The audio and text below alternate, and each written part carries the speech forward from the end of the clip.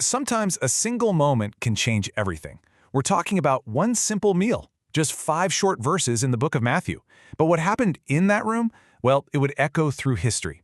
Today, we're going to explore how Jesus took an ancient, sacred tradition and completely transformed it into a radical new covenant that's still being observed 2,000 years later. So here's how we're going to break this down. First, to really get the weight of this moment, we have to set the stage with the Passover context. Then we'll walk verse by verse through what Jesus did with the bread and the wine. And finally, we'll look at this powerful promise he leaves them with. Let's start with the tradition he was about to turn on its head. To really understand how revolutionary Jesus' actions were, you have to feel the gravity of the tradition he was changing. This wasn't just any dinner party. This was the Passover.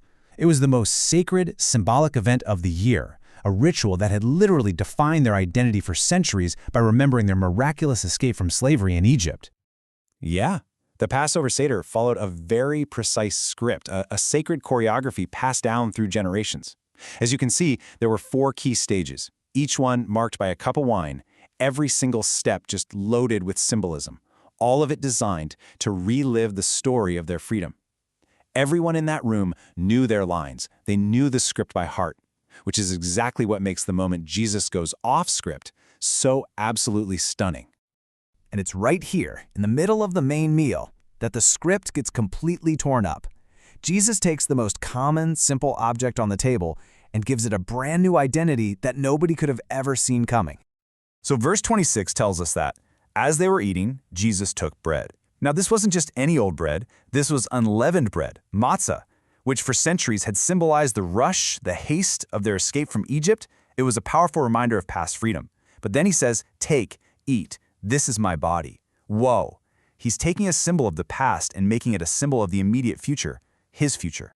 And that right there, that's the pivot. An object that for centuries pointed backward to a national story of freedom now points forward to a deeply personal act of sacrifice. The whole meaning shifts from national history to personal salvation, right in that moment. Okay, so immediately after the bread, Jesus takes the cup. Now, this was most likely the 3rd cup of the Passover, which was known as the cup of redemption. And if you thought the bread was radical, listen to what he does here. All right, so reading from verses 27 and 28, he connects the wine not to the past, but to what he calls a New Testament. A better word here really is covenant, a binding, sacred promise. This isn't just him tweaking the ritual. He's declaring an entirely new agreement between God and all of humanity. This phrase, new covenant, is just packed with meaning. Covenants were these solemn, binding agreements, and the original covenant at Mount Sinai was sealed with the blood of sacrificed animals. What Jesus is saying here is that this new, better covenant is being sealed with his own blood, creating a whole new relationship with God based on the forgiveness of sins. So he's redefined the bread, and he's totally repurposed the wine. Let's actually put the traditional Passover side by side with what Jesus did, just to see how dramatic this transformation really was. Okay, just look at the difference here in stage 3. The focus shifts entirely from remembering a past national deliverance to participating in a present, personal covenant for forgiveness. It's a total rewrite, but the changes don't even stop there. If you look at stage 4, the conclusion, you see the ritual is deliberately left, unfinished. And this brings us to the final 2 verses of our passage. They conclude the meal, but they do it with this incredible sense of forward-looking anticipation, not finality. And this is the final, powerful twist, right here in verse 29. By refusing to drink that 4th and final cup, Jesus intentionally leaves the celebration hanging incomplete. He's making a promise. He's saying this Passover won't be truly finished until we're all reunited at a great banquet in my Father's kingdom. The ritual is redefined and then pointed toward an ultimate future fulfillment.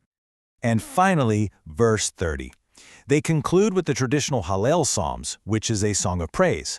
But instead of finishing the feast with that final cup, they get up and they depart for the Mount of Olives, setting the stage for the very events, the suffering, and the sacrifice that would seal this new covenant he had just established. It really makes you think, doesn't it? By just redefining bread, repurposing wine, and leaving 1 cup undrunk, Jesus transformed a meal of remembrance into a profound promise of redemption. It just goes to show you that sometimes the most powerful revolutions don't start with an army, but with a simple, symbolic act.